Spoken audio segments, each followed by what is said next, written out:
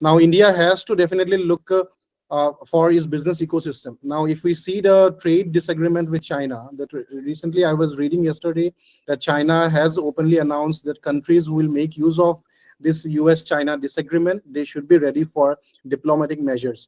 So where do you see Indian business ecosystems, whether it be in manufacturing, whether it be platforms like AliExpress? Now, China has positioned themselves as a go-to platform for the world, whether it be in drop shipping or mostly the e-commerce ecosystems. Multiple countries take it from them. So I think, do India Indians have a scope there?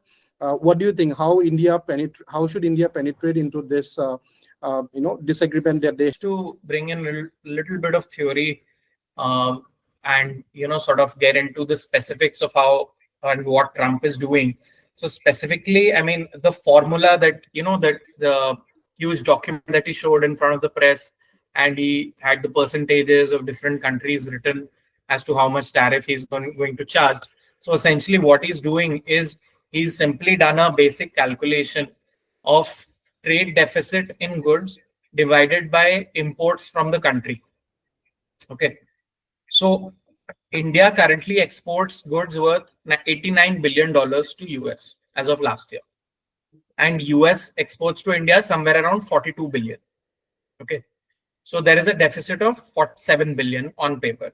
Now he's not looking at what goods are being exported or the inherent value, or for example the industries. For example, India sends diamonds or jewelry, which are high value products. So inherently there is bound to be a deficit because we are selling higher value products to them. So anyway, what he's done is simply a basic calculation of that deficit divided by the imports. If you divide it, you'll come at a value which you then further divide by 2, you get 26% exactly. So that is his formula. So if you do that division, you get close to 100% plus for China. That is why he has imposed like 125% on China. So it's like that, how he's done it for each and every country. So if you divide 47 divided by 89, and then you further divide by 2, you get the value of the tariffs that he has imported. So that is from the theoretical perspective. Now, that's very interesting. I didn't know that. Yeah. So he's there's a very, good document I'll share with you guys afterwards, which sort of summarizes the formula, the exact formula that he had sort of shown in that sheet that he had displayed outside the White House. So now coming to the specifics of that formula. Now, just to tell you how absurd some of his tariffs are. Now, I don't know if you know, there's a small landlocked country inside South Africa.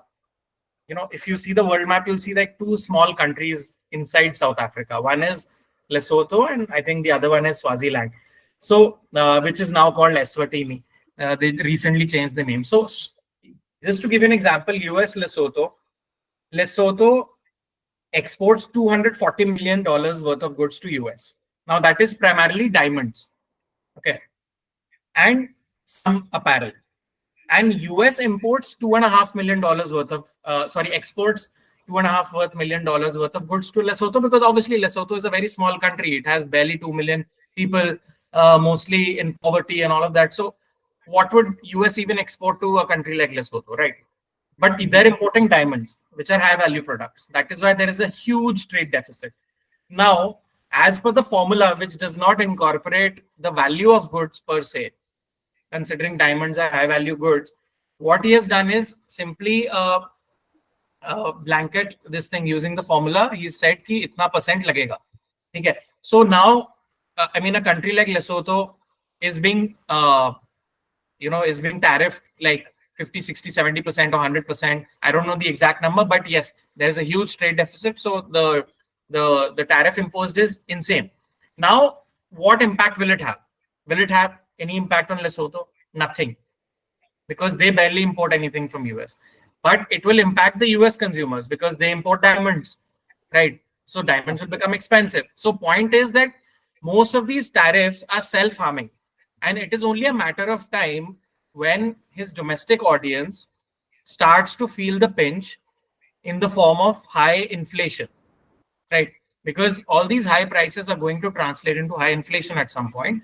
and that is what is going to be the killer for him, because inflation is what killed Biden, in terms of like Biden, or sort of Harris succeeding Biden. That was inflation, right? Now these things are going to cause inflation in the US, which will further cause problems in the global economy. So we are in for a very, very rough ride now.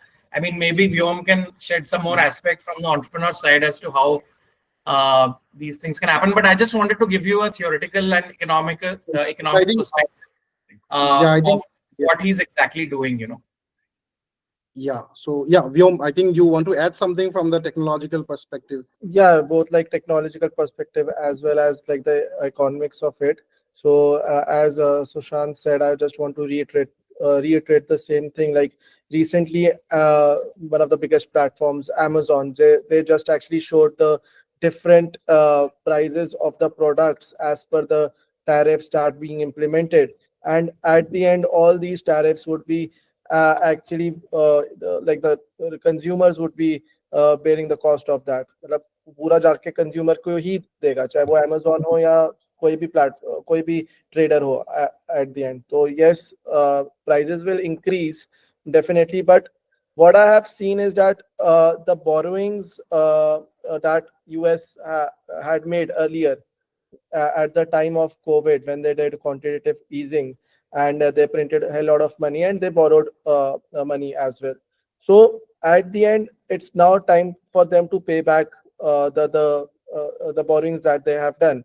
And considering the high inflation, they just want to bring the inflation as low as possible.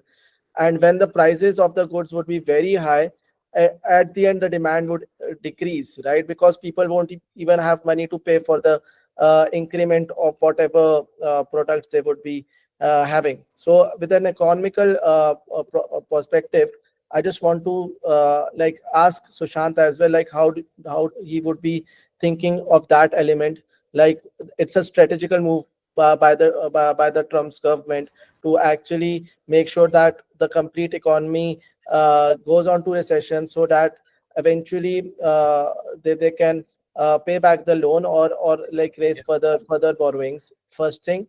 And second thing, again with the technical aspect, even though there are some headwinds in technical industry, we have seen multiple ID services companies revenues been having a bit of dip, but the AI thing is a boom out there, which is actually driving the force for many of the tech and software companies. And secondly, when we talk about tech, okay, the complete change of supply chain out there. So companies which I actually wanted to spend on the R&D side would be more focused of making sure that their new supply chain is being held properly, rather than spending on new R&D things, or the ventures, because tech is all about R&D, right? Like that is the major component of where the actually money gets in when we say anything related to tech. So at the end, if the overall कुछ भी कोई भी चीज बेचते हैं, तो चाहे वो tech services हो, even if we are doing B2B, but the driving force is all about like consumer out there, right? Consumer के पास पैसा होगा तब वो बिजनेसेस को देगा, जब वो बिजनेसेस को देगा तब जाके फर्दर एक्सपेंडिचर होगा, चाहे वो एंसिलरी यूनिट्स हो इंडिया में, या IT services company or tech services company हो हमारे जैसी. So I just wanted to actually make this a complete setup, like how Sushant or Krishnan and Kanish and everybody think in that perspective. एक तो जो हमारा Trump का जो borrowings उसको पूरी करनी है, and the deliberate action that he is doing to make sure that the economy gets dumped, because he doesn't have money, and then the bond prices will increase, the yield rate will increase, and he would be actually and the new money would be poured towards the US bond yields, because equity would dry up, right? So Sushant and Krishnan, I would love your take on this, and that's, yeah, I wanted to speak on this.